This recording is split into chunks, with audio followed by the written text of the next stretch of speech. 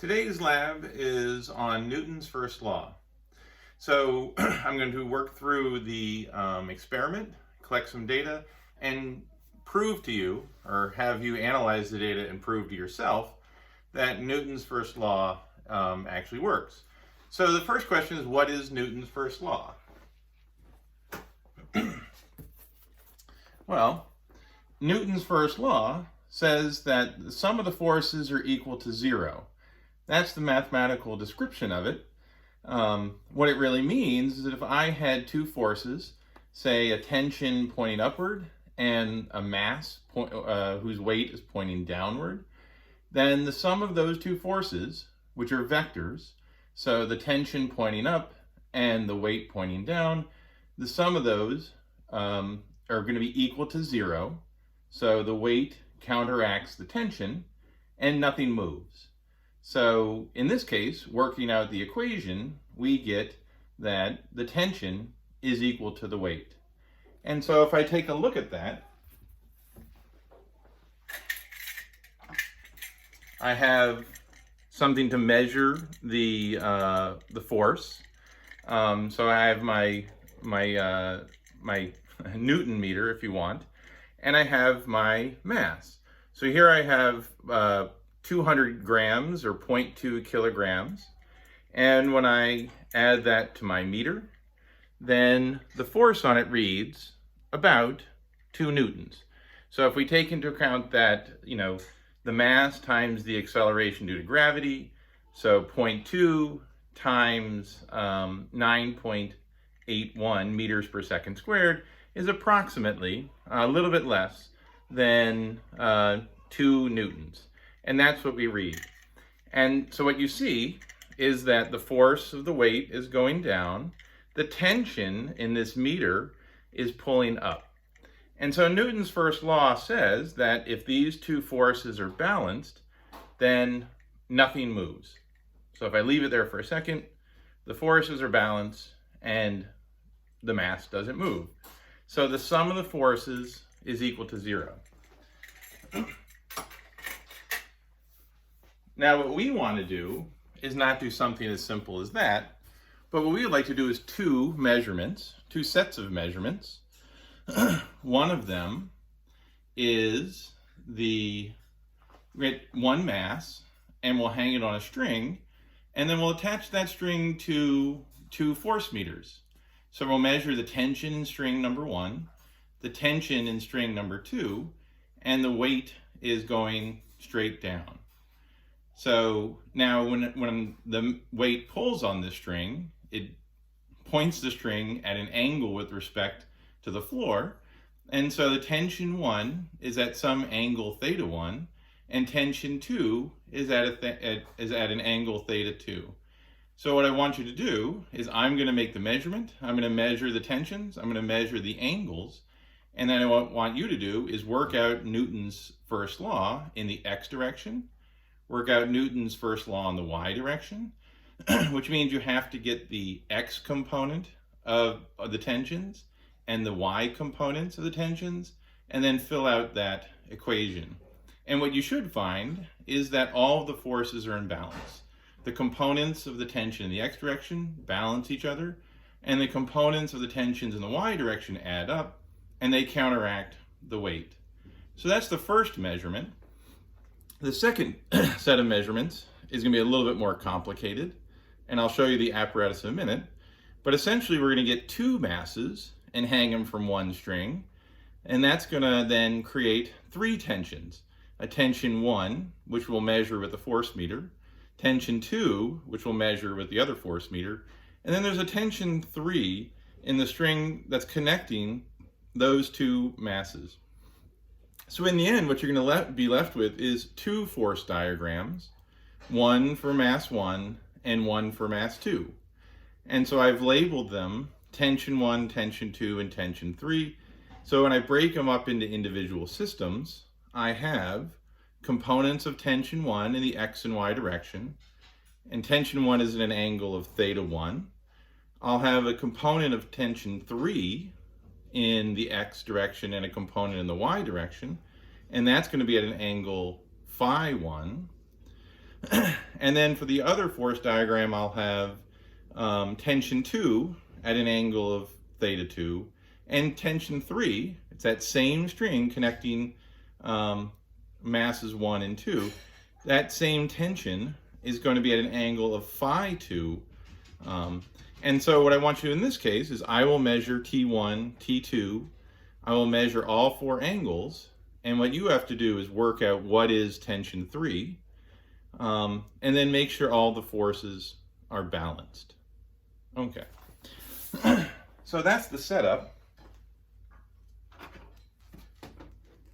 So for the first experiment, what I'm going to do is I'm going to hang one force meter from this lab stand. I'm going to hang a second force meter from this other lab stand, and then I'm going to connect a string between them. And then I'm going to take my 200 grams, my 0.2 kilograms, and I'm going to hang it from this string right here. And so hopefully you can see in the video that the string is now kind of in a V shape. The weight is pulling down, and the string goes down this way, and the string goes down here. And now I can read off the forces in the force meters. We know we can calculate the weight of it, and I can measure the angles, and everything should fit together so that the forces in the x direction are equal and the forces in the y direction are equal. So what I'm going to do is I'm going to do this measurement 3 times. So I'm going to read off the data, and then you have to work up the force diagrams and work out the equations for Newton's law to show that all the forces are balanced. Okay, so let me do this first measurement here. So the force meters, so tension number 2 measures 1.6 newtons. Tension number 1 measures also 1.6 newtons. And now if I measure the angle down here, I get angles of 40 degrees. So 40 degrees for theta 1, and it also turns out that it's 40 degrees for theta 2. Okay, so that's our first measurement. Now I'm going to move the lab stands closer together in order to change the angles in the string. So let me move this one in.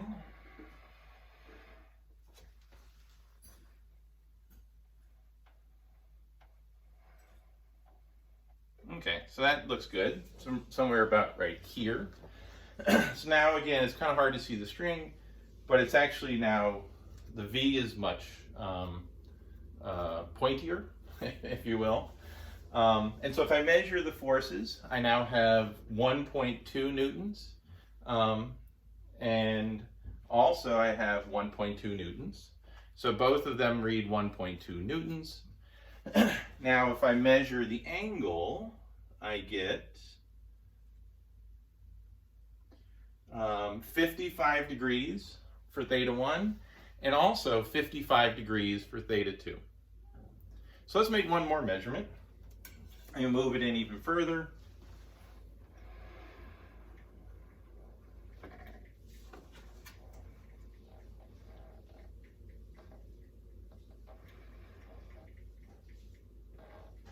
Okay, so now the V is very pointy.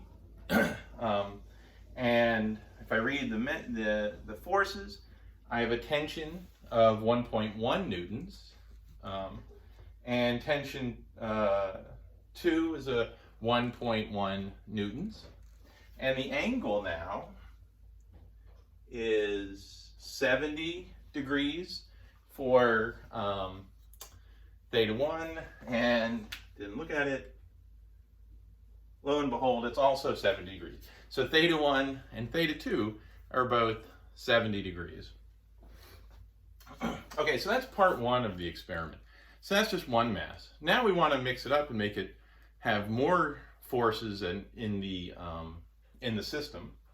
So what I'm going to do is I'm going to replace this string here.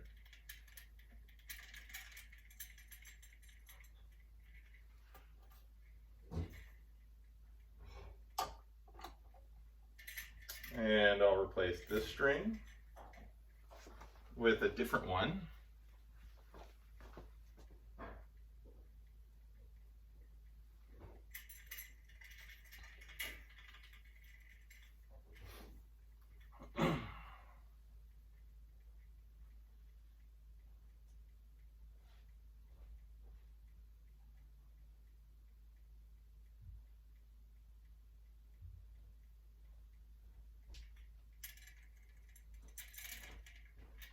Okay, now this string has 2 loops. So let me move this out a little bit.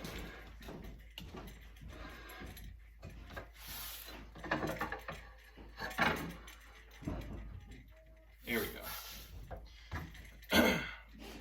And what I'm going to do is on this side, I'm going to hang 200 grams, like so. And in the other loop, I'm going to hang 100 grams. Oh yeah. So very similar to the diagram that I drew in my introduction. So it's kind of hard to see. It's kind of cut off by the camera. But if I shift the camera just a little bit, you might be able to see that now I have 200 grams here, 100 grams here, and the string kind of comes down, goes up a little bit, and then goes back up. So this is going to be tension number 1, this is going to be tension number 2, and this right here is going to be tension number 3. So I'm going to make this measurement twice. I'm going to make this measurement twice. Or I should say I'm going to make 2 different measurements with the same configuration. So let me do this one. So if I look at this, the forces are, so tension number 1 is 1.3 newtons.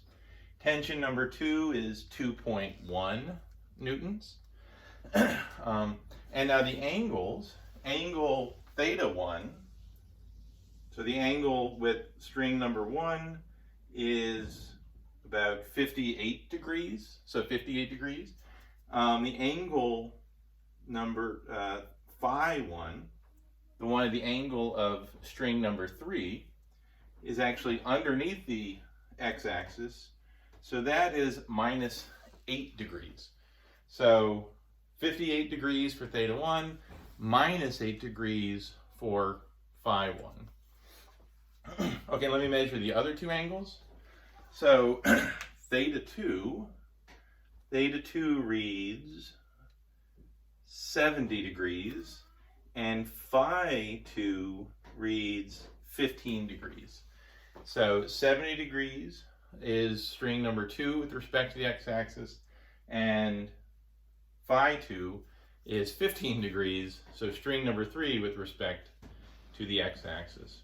Okay, so now we have all the information we need to work out Newton's first law, and figure out what is this tension in string number 3, and do all these forces balance, which hopefully they do. Okay, so let's make one more measurement. Now I want to move this out. I'm going to change the angles.